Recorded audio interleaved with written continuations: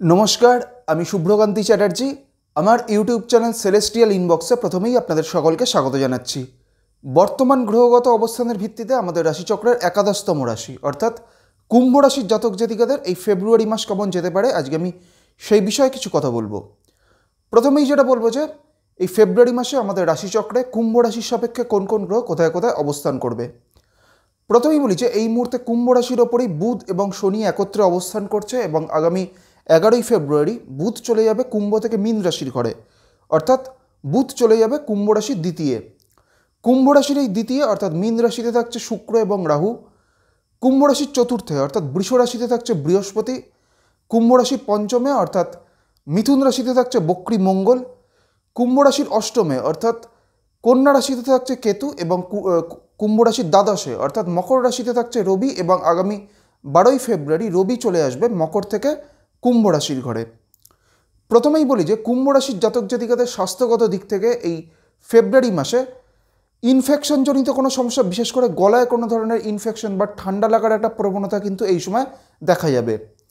এবং এর পাশাপাশি কুম্ভ রাশির জাতক জাতিকাদের যাদের অলরেডি কোনো ধরনের নার্ভের কোনো প্রবলেম রয়েছে তাদের ক্ষেত্রেও কিন্তু এই সময়টা কিছুটা সতর্ক থাকতে হবে।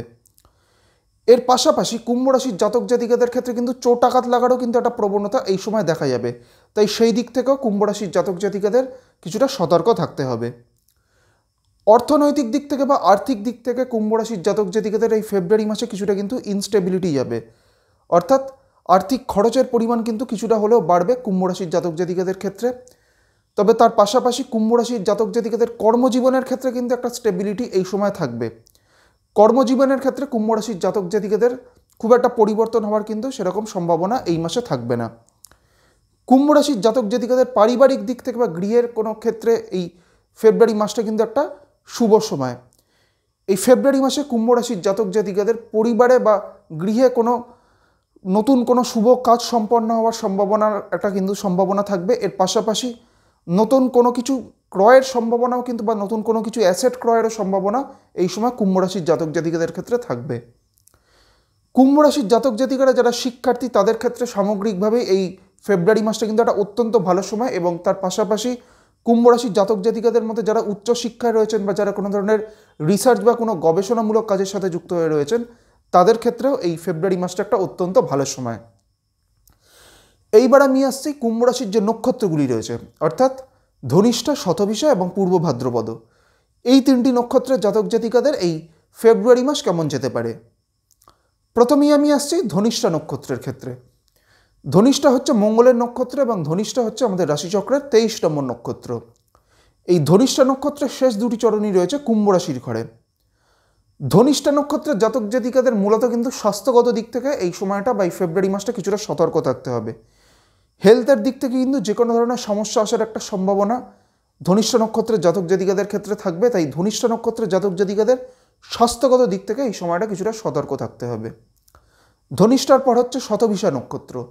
শতভিষা হচ্ছে রাহুর নক্ষত্র এবং শতভিষা আমাদের রাশিচক্রের 24 নম্বর নক্ষত্র।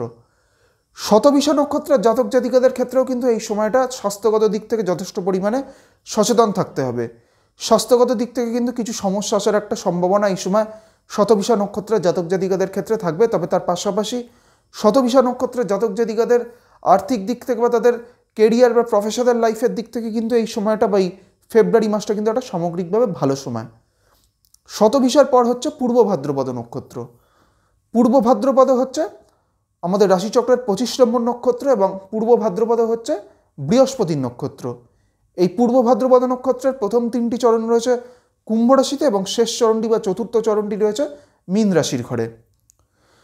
পূর্ব ভাদ্রপদ নক্ষত্রের জাতক জাতিকাদের মূলত কিন্তু এই সময়টা তাদের যে কোনো কাজে কিন্তু একটা ডিলে হওয়ার সম্ভাবনা, যে কোনো কাজে কিন্তু একটা বাধা আসার সম্ভাবনা কিন্তু এই সময় পূর্ব ভাদ্রপদ নক্ষত্রের জাতক জাতিকাদের ক্ষেত্রে থাকবে।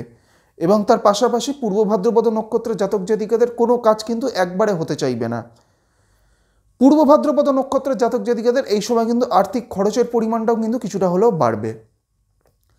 আজকে আমি আমাদের রাশিচক্রের একাদশতম রাশি অর্থাৎ কুম্ভ রাশির জাতক জাতিকাদের এই ফেব্রুয়ারি মাস কেমন যেতে পারে সেই বিষয়ে আলোচনা করলাম এবং এর পাশাপাশি কুম্ভ রাশির যে নক্ষত্রগুলি রয়েছে অর্থাৎ ধনিষ্ঠা, শতভিষা এবং পূর্ব ভাদ্রপদ, এই তিনটি নক্ষত্রের জাতক জাতিকাদেরও এই ফেব্রুয়ারি মাস কেমন যেতে পারে সেই বিষয়ে আপনাদের একটা সংক্ষিপ্ত ধারণা দেওয়ার চেষ্টা করলাম।